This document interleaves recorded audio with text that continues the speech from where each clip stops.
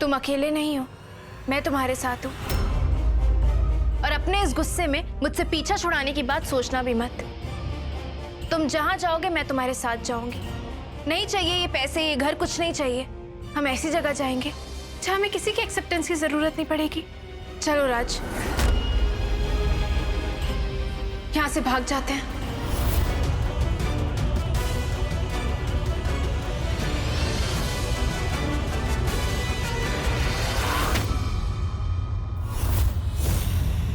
वाह, तो आखिर तुम भी शर्मिंदा हो ही गई ना रानी।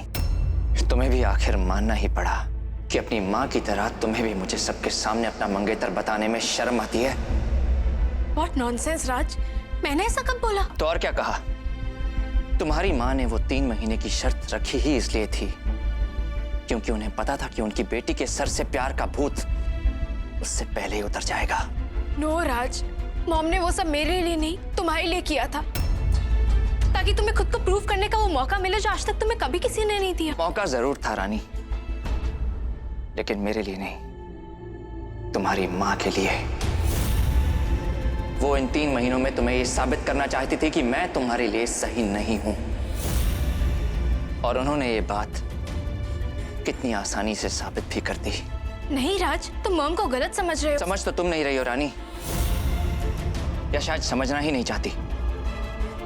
तुम्हारी माँ ने जानबूझकर मेरे हाथ में ये इतनी महंगी अंगूठी पहनवा दी, सिर्फ इसलिए क्योंकि जब भी मैं अपने हाथों को देखूं मुझे अपनी औकात याद आ जाए।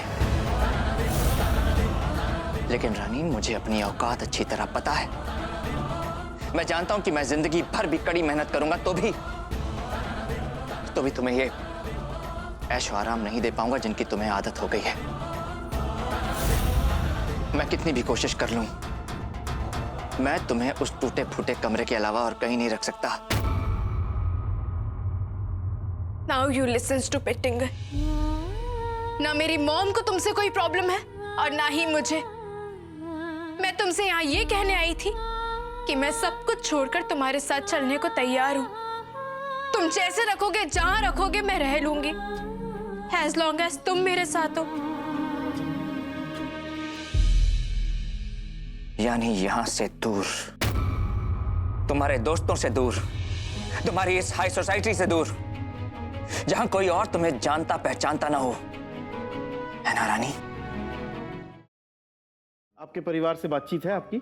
नहीं करते, कोशिश की मैंने बात करने की, बात नहीं करते हैं। अच्छा, लेकिन आपके ससुराल में आपको बहुत पहले से पूरा सपोर्ट है? वो बहुत सपोर्ट करते हैं। आपने इनमें से कौन सी ऐसी चीज थी जो एक्सप्लोर की शादी के बाद? इनको मैंने ज्यादा कभी कुछ अपने बारे में इतना बताया नहीं, पर जो भी पता चला वो मिलने पे जितना पता चला। क्या पता चला शादी के बाद? बहुत सारी बातें पता चली। सबसे इम्पोर्टेंट बात थी मैडम जी का गुस्सा। हफ्ते लगते हैं मनाने के लिए, मिन्नतें करनी पड़ती है, और मानती है 10 मिनट के लिए और 15वें मिनट पे गुस्सा।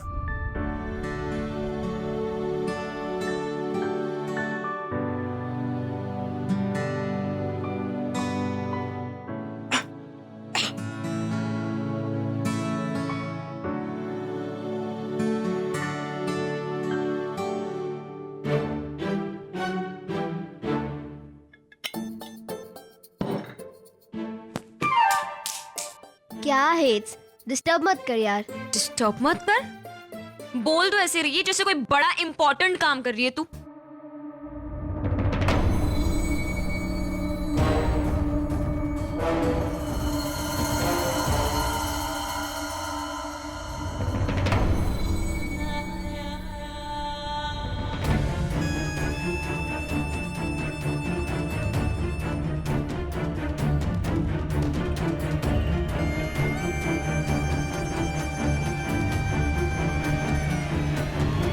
कर रहे हैं आप?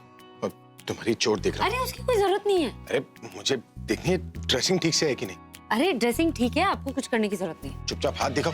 अरे सब ठीक है, आप छोड़िए ना, मैं देख लूंगी, मैं ड्रेसिंग नहीं कर दूंगा। चुप रहो ना, तुम्हारी मुंह पर ड्रेसिंग करूंगा मैं। क्या? और नहीं तो क्या। अरे लेकिन इतनी चोट ही नहीं लगी है जितने आप परेशान हो रहे हैं। अरे चोट नहीं लगी, तुम चुप नहीं हुई, या तुम्हारा नाक तोड़ देंगे आप मेरा। तुम्हारी नाक अब बटन दबा दूंगा मैं, उसके बाद बोल नहीं पाओगी कुछ भी। लेकिन मैं बता रही हूँ ना, ठीक है अभी ड्रेसिंग करने की जरूरत नहीं। अभी